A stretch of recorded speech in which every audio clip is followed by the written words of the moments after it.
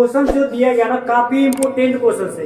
एक बार नहीं कई बार एग्जाम में ये भी क्वेश्चन पूछा जा चुका है, तो तुम लोग सोच सकता हो कि ये कितना इंपोर्टेंट क्वेश्चन होगा कि हर बार ये एग्जाम में पूछा जा रहा है। ठीक, चलो देखते हैं क्या कह रहा है क्वेश्चन में। क्वेश्चन में कह रहा है ABCD एक समलंब है। कैसा आकृति है? समलंब आकृति है, जिसमें AB समांतर DC है। यहाँ पर तुम लोग देख सकते हो कि एक ABCD एक समलंब बना दिया गया है, और इस समलंब में जो AB है वो CD के या DC के समांतर है। अगर AB से चलेंगे तो DC बोलेंगे, और BA से चलेंगे तो CD बोलेंगे। ठीक है, AB जो है वो किसके समांतर है?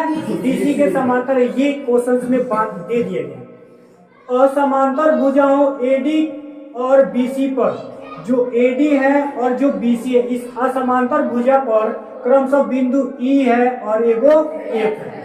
यहाँ पे प्रश्न में भी ये बात लिखा गया कि असमांतर भुजाओं AD और BC पर क्रमशः बिंदु E और F इस प्रकार स्थित है कि EF जो EF है वो AB के समांतर है। किसके समांतर है?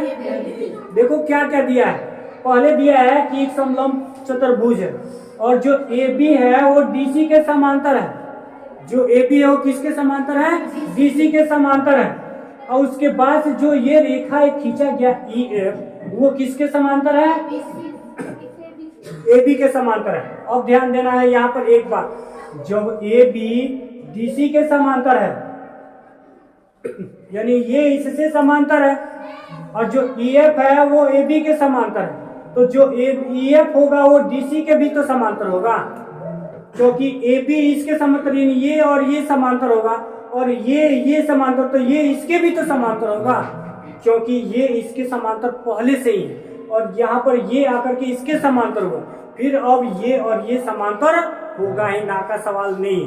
तो प्रश्न में क्या क्या दिया हुआ है? AB समांतर DC, जो AB है वो किसके समांतर है? DC के, और EF जो है वो AB के समांतर है, तो जाहिर सी बात है कि जो EF होगा वो DC के भी समांतर है।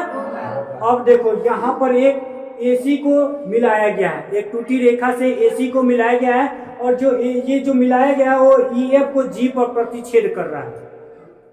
टूटी रेखा AC को मिला दिया गया, टूटी रेखा से AC को मिलाया गया, जो कि ये AC है वो इस EF को कहां पर प्रतिच्छेद कर रहा है? अब ध्यान देना है यहाँ पर क्या, यहाँ पे दो त्रिभुज बन रहे हैं, ADC बन रहे हैं, ADC त्रिभुज बन रहे हैं। उसके बाद से एक और त्रिभुज बन रहा है ABC बन रहा है। कोई दिक्कत है? तो एक बार हम लोग को ADC से चलना है और एक बार ABC से चलना है। दोनों से एक एक समीकरण हमको प्राप्त होगा। सबसे पहले हम लोग ADC से चलते हैं।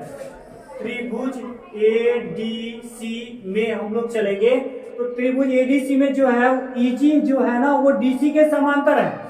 EG जो है क्या है? EG समांतर है किसके? DC के। जब EG DC के समांतर होगा तो हम लोग क्या लिख सकते हैं? इतना बटा इतना बराबर इतना बटा इतना लिख सकते हैं। कोई दिक्कत है? नहीं। यानी लिख ले हम लोग डायरेक्टली, ये AE बटा ED बराबर AG बटा GC। ये अपने मन से नहीं लिखा गया, इतना बात हम लोग अपने मन से नहीं लिखे। क्यों लिखे? प्रमेय 6.1 से लिखे हैं। प्रमेय 6.1 में यही बात कह रहा था कि अगर जब तो ये समांतर होंगे तो इसके अनुपात जो होंगे वो क्या होंगे? बराबर होंगे, यानी समान होंगे। इसको समीकरण 1 हम लोग कर दें। अब त्रिभुज ABC में चलेंगे, त्रिभुज ABC में हम लोग चलेंगे तो क्या हो जाएगा? AG बटा GC, AG बटा GC बराबर BF बटा FC, BF बटा FC, है ना। अब यहाँ पे हम लोग को क्या क्या मिला है, इसको समीकरण 2 कर दें। ये अपने मन से नहीं लिखे हैं, ये क्यों लिखे हैं हम लोग? प्रमेय 6.1 के कारण ये बात लिखा गया है। समीकरण 2 हमको मिल गया, और समीकरण 1 और 2 से चलते हैं। समीकरण 1 और 2 से क्या समीकरण 1 में भी AG बटा GC है, सॉरी समीकरण 1 में भी AG बटा GC है, समीकरण 2 में भी AG बटा GC है। दोनों के दोनों कट जाएंगे, क्या बच जाएंगे?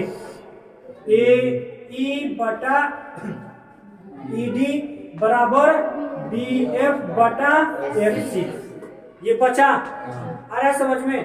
समीकरण 1 में जो भी हमको अनुपात मिला था वो समीकरण 2 में जो भी अनुपात मिला था वो दोनों को देखेंगे। तो समीकरण 1 में एजी बटा जीसी और समीकरण 2 में एजी बटा जीसी मिला था, कट जाएगा, बच क्या जाएगा ए बटा ईडी समीकरण 1 से मिल गया और समीकरण 2 में मिला बी एफ बटा एफ सी। हमको हल सिद्ध क्या करना था, यही ना सिद्ध करना था, ए बटा ईडी बराबर बी एफ बटा एफ सी, बी एफ बटा हो गया सिद्ध। कोई दिक्कत है? अरे ये बॉयफ्रेंड गर्लफ्रेंड वाला बीएफ नहीं है कि बीएफ सुन करके हाला कर रही है। हाँ सुन रहे हैं। चलो कोई दिक्कत है किसी को?